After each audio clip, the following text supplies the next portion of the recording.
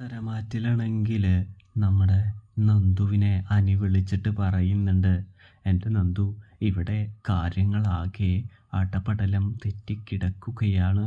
അതുകൊണ്ട് തന്നെ നമ്മൾ എത്രയും പെട്ടെന്ന് എന്തെങ്കിലും ചെയ്താലേ മതിയാവുകയുള്ളൂ എന്ന് പറയുമ്പോൾ, എന്ത് ചെയ്യാനാടാ, പെട്ടെന്നൊന്നും എനിക്കങ്ങനെ എടുത്തടിച്ചൊന്നും പറയാനായിട്ട് കഴിയില്ല എന്ന് ഞാൻ നിന്നോട് പറഞ്ഞതല്ലേ.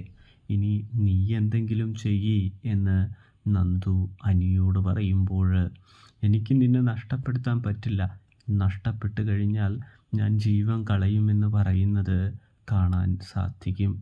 ഇതേ സമയം നന്ദു ആണെങ്കിൽ, നമുക്ക് എന്തെങ്കിലും ചെയ്യാം, എന്തെങ്കിലും വഴിയില്ലാതെ ഇരിക്കില്ല എന്ന് പറയുന്നു.